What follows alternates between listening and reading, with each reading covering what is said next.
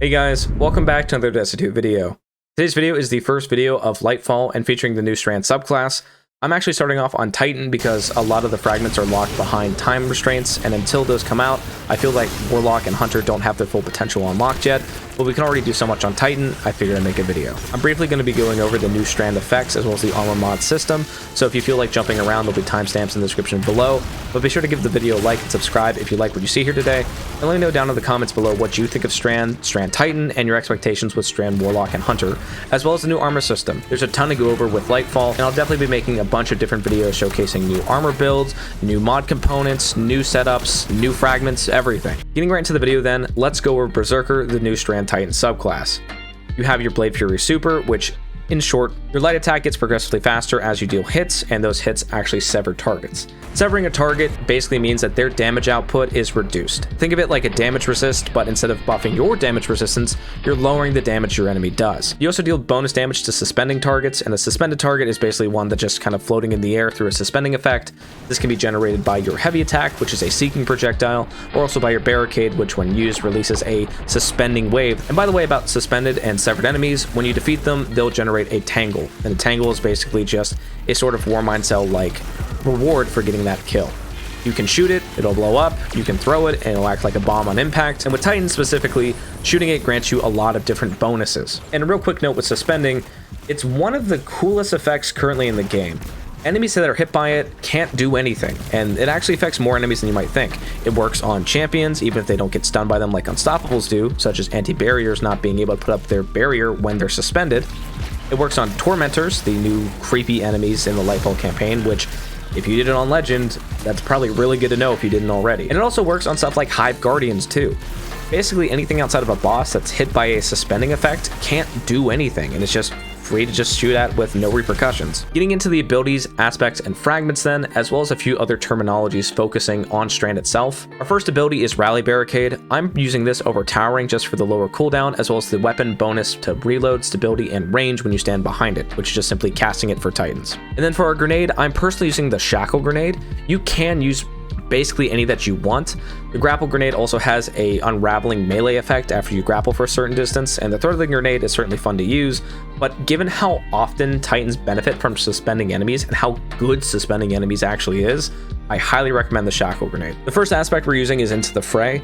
Destroying a tangle or casting your super grants Woven Mail for nearby allies. Woven Mail is basically just a damage resistance that you get for destroying a tangle or casting your super. This is actually a fantastic ability to have because it stacks perfectly with your already existing resilience damage resistance. And again, with something like Sever, which decreases the outgoing damage from enemies, it essentially lets you have basically omnipresent damage resistance on top of your intrinsic damage resistance through resilience, meaning that the damage resistance and survivability with the subclass is actually really strong even when there isn't initial access to any kind of healing effects. The other aspect is Drenger's Lash. Whenever you activate your class ability, it shoots out a suspending wave in front of you, which suspends enemies. And again, killing those suspended enemies, generating tangles, shooting those tangles, all has a whole list of benefits that actually come out from them. We're going to be taking advantage of this with multiple pieces of armor, and I'll actually go over a lot of alternatives to what I'm using in the build later on. For fragments, keep in mind that a lot of these fragments are actually locked behind a time gate or the world's first clear for the upcoming raid. So keep in mind that while these mods work pretty well with this build, there are a few others I would recommend, such as Thread of Continuity, which increases the suspending, unraveling, and sever duration, which of course is going to benefit this build greatly. For today though, I'm using Thread of Mind, which grants us class ability energy upon defeating a suspended target, which is something we're going to be taking advantage of in a lot of different ways. Highly recommend, even with new fragments coming out, that we use this all the time. The other is Thread of Wisdom, which defeating a suspended target with a precision final blow grants you an Orb of Power. And Orbs of Power are not only keys at generating super energy very quickly, but they're also the primary mechanism for the new mod system, which I'll go over in a minute. Thunder Fury is the next fragment, which whenever we damage a target with a tangle, it grants us melee energy. And just a quick note, we have 3 base melee charges, so this is a great way to keep our melee charge up at all times, especially with how many tangles we're going to be making from killing suspended targets. And then we have Thread of Warding, which picking up an Orb of Power grants you Woven Mail. And again, Woven Mail is just a fantastic ability as it grants us even more damage resistance, and by picking up an Orb of Power, it benefits not only Woven Mail, but our super and our mod system. Before I get into the armor and the new mod system and mod components, let's briefly look at the artifact because they've changed how this actually works. In previous seasons, any of these mods that you unlocked, you had to equip onto your armor to actually take advantage of. That's changed now. For example, with Overload Bow, you no longer need to slot this onto your gauntlets in order to grant overload rounds to your bow. Simply having it unlocked in the artifact applies it universally. So all of these mods that we're taking advantage of don't need to be on our armor, and allows us to have a lot more mods active and build back into our ability focus, so we don't have to waste an entire armor slot just to stun one champion. A few of the mods I would highly recommend you take advantage of with the artifact then are multi-siphon mods. This is a unique mod that allows a harmonic siphon effect for strand weapons to also work for void or solar weapons. With the build today, it allows us to have one mod that allows our strand or solar weapons to generate orbs of power on final blows. Another one, of course, is authorized mods for strand, and this allows the cost of all strand focused mods to be significantly discounted. For example, a 3 armor cost strand mod now will cost 1. Another is untangler, and this allows destroying a tangle with a strand weapon to suspend targets that are damaged nearby by the explosion. And again, defeating those targets can create another tangle, and so on and so forth. Another one is allied unraveling. Rapid final blows with a strand weapon grant your weapon unraveling rounds. We'll have it for 10 seconds, and when you damage an enemy with a strand weapon while unraveling rounds is active, it basically works like a sort of AoE effect. As you deal damage to an enemy with unraveling rounds active, strand seekers will come off of them and damage nearby enemies or come back and hit the same enemy itself. It's a great kind of bonus just for getting strand weapon kills, and it's very easy to proc with this mod. The final one is threaded blast, and this increases the damage and AoE size of destroying a tangle, and it just basically improves the quality of life and potency of this build. Let's get into the exotic armor and mod components for the day. Starting off, we're on our helmet with Khepri's horn. I'm not kidding. If anyone out there plays Titan like I do, you know that this is a meme. This is a terrible exotic. You never use it for anything. It doesn't even deserve to sit in the vault. And yet I'm recommending it. I'll go over why very briefly, but you can definitely tell from the background gameplay why it is. Solar damage kills recharge your barricade, and this comes from abilities. This also comes from weapon damage. So if you want to do, you can use Galahorn, and getting kills with Galahorn grants you barricade energy back on kill. And when you use your barricade, it releases a solar blast that comes back and can hit twice depending on the range. What this means is that when we use our barricade, a suspending wave comes out first, and then the solar wave generated by Khepri's comes out second. This means that we can suspend and kill enemies at the exact same time, generating those same tangles, shooting them, grabbing them to throw them, whatever, to keep this whole build going. And because of the solar effect, allowing our class ability to be regen from solar weapons or the solar explosion itself from Khepri's means that we basically have our barricade active at all times, and we can constantly spam it to suspend and deal damage to enemies, which generates tangles, which plays into the class focus with the mods today. I'll go over a few alternatives as we go to their respective sections, but keep in mind, Khepri's actually is pretty good. For mods, I'm personally going with a heavy ammo finder. You can swap this out for a special ammo finder if there's a certain solar or strand focused weapon you actually want to take advantage of. I'm also using hands-on. I would actually prefer to use Dynamo, but it's currently disabled at the time of recording, so if you're watching this at a later date and you can, put on Dynamo, because the main focus of this build is spamming our barricade as fast as we can. And the final mod I'm using is Solar Strand Dual Siphon. What this mod actually is it allows the same siphoning effects that Solar Siphon or Harmonic Siphon grants you, but it extends it to solar and strand weapons. So with this one mod equipped, not only can our strand weapons that match our subclass generate these orbs, but solar weapons can, which then plays back perfectly into Khepri's, which with the Orb of Power gen plays into the new mod system, which plays into getting our super back and all these other weapon effects. It's a fantastic mod. I highly recommend you use it. Onto our gauntlets, our first mod is Focusing Strike. It grants us class ability energy when we cause damage with a melee attack, and it's a fantastic way to actually generate our barricade very, very quickly if we need to. I'm using 2 stacks of Focusing Strike just because when we deal damage with our melee, it grants us around a third of our barricade back, and with the other regen effects, we really aren't struggling to get it back at all. So this is just a great way in case the chain somehow breaks in that barricade spam, you can just get a quick melee hit and then instantly your barricade's back. The other mod I'm using is Heavy Handed, and in the new mod system, Heavy Handed actually allows your melee to create orbs of power.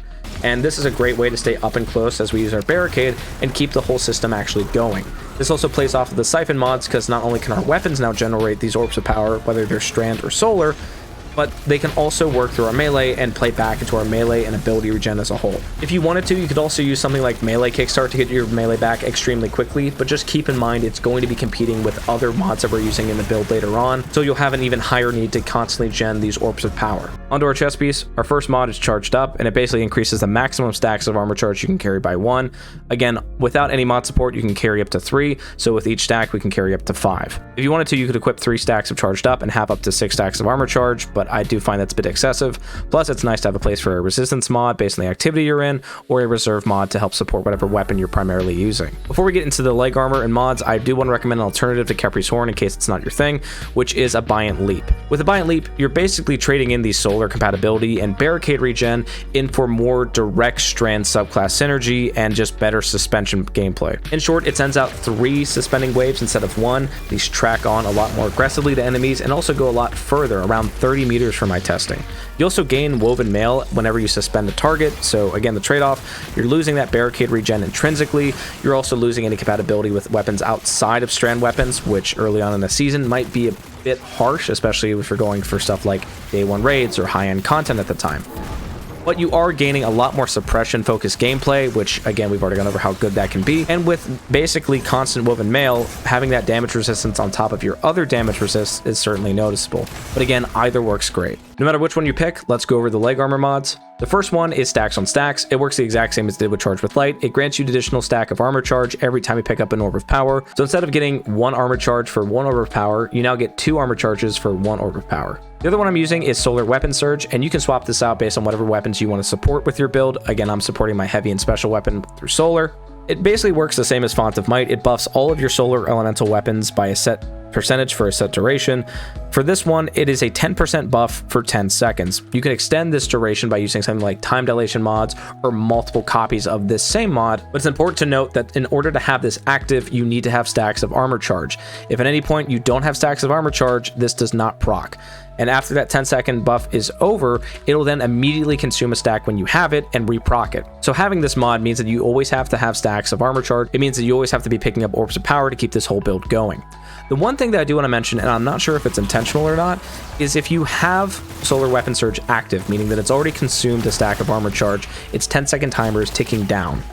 If you use the remaining stacks of armor charge that you have, even though Solar Weapon Surge has already consumed the stack needed for that duration, it actually cuts it off prematurely.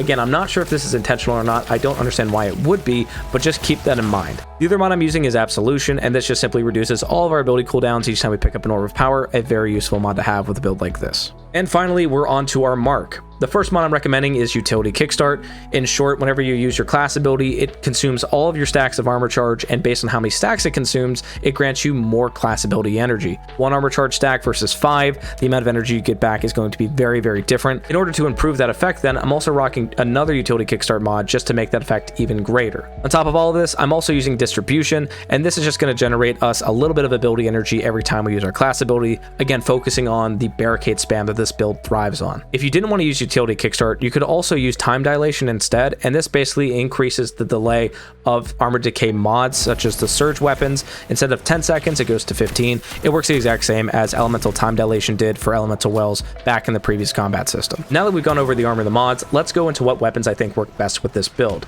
The first is the Cychronic Roulette. I hope I'm pronouncing that right, but I'm probably not. It's a Strand SMG that came out with Lightfall, and I'm actually a big fan of it.